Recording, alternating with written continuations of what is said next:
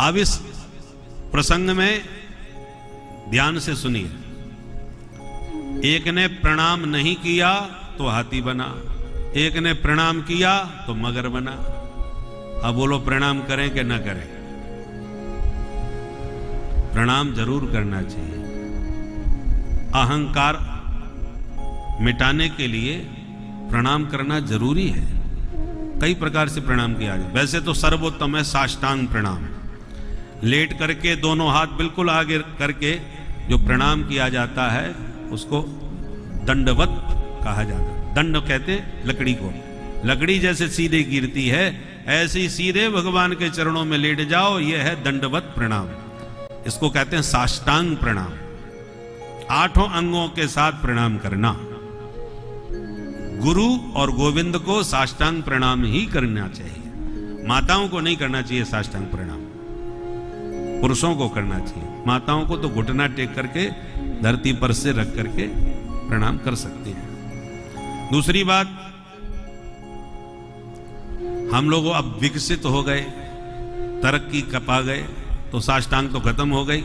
अब घुटना टेक के ही प्रणाम कर लो सिकुड़ के। फिर और तरक्की हुई तो घुटना टेकना भी बंद कर दिया, केवल नीचे सिर झुका करके ही चरण से हाथ लगा देते हैं। एक हाथ से कभी भी प्रणाम नहीं करना चाहिए, सारे पुण्य नष्ट होते हैं, आशीर्वाद नहीं मिलता।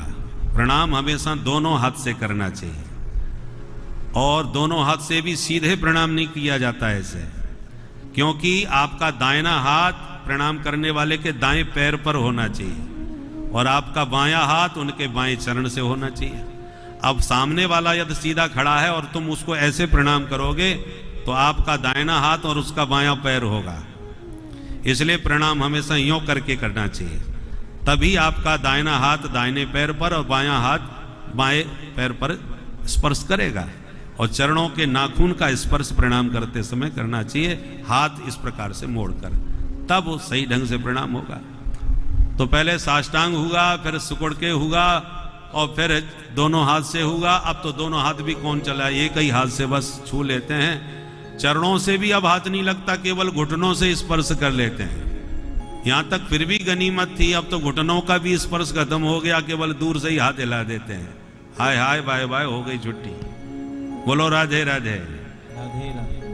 इसलिए प्रणाम करने की भी विधि होती है और प्रणाम करने का भी समय होता है। चलते समय कभी किसी को प्रणाम नहीं करना चाहिए। किसी का ध्यान कहीं है चलने वाले का, वो आप दूसरी तरफ से आके एकदम प्रणाम किए, उसके चरण को छूगे, वो तो बेचारा डगमगा के गिर भी सकता है। और अवसर देख के प्रणाम करना चाहिए। आपको आपके गुरुजी या कोई संत रेलवे स्टेशन पर मिल गए, उनको अगले प्लेटफॉर्म से ट्रेन पकड़नी है और उनकी ट्रेन वहां खड़ी है, सीटी मार के चलने वाली है। अब वो पुल पार करके तुरंत उधर भाग रहे हैं ट्रेन पकड़ने के लिए, और पुल पर आप मिल गए। अरे गुरुजी बहुत दिनों के बाद दर्शन हुए हैं आपके, खूब में दर्शन भये, हम तो धन्य हो गए। पकड़ लिया पैर, गुरुजी बिना आशीर्वाद लिए नहीं छोड़ूंगा। अब गुरुजी आशीर्वाद दें कि अपना ट्रेन पकड़े, और तुमने उनका समय नष्ट कर दिया और इसके कारण नेक भी चूक गए वो ट्रेन से, तो आशीर्वाद की जगह अभिशाप आपको लग जाएगा। इसलिए देश काल परिस्थिति को समझ करके प्रणाम करोगे। कोई शांत चित्त प्रसन्न मुद्रा में बैठा हो तब खूब प्रेम से आप प्रणाम करें तो हृदय से आशीर्वाद मिलेगा। और व्यग्र चित्त हो और फिर उस समय आप प्रणाम करो तो लेने के देने पड़ सकते हैं, जैसे हुहू गंधर्व के साथ हुआ। महात्मा अपने भजन में बैठे हैं, सूर्य अर्घ्य दे रहे हैं, और वो पानी के भीतर घुस के पैर पकड़ रहा है। परिणाम क्या हुआ, मगर बनना पड़ा कि नहीं। इसलिए गलत विधि से प्रणाम या असमय में प्रणाम कभी नहीं करना चाहिए।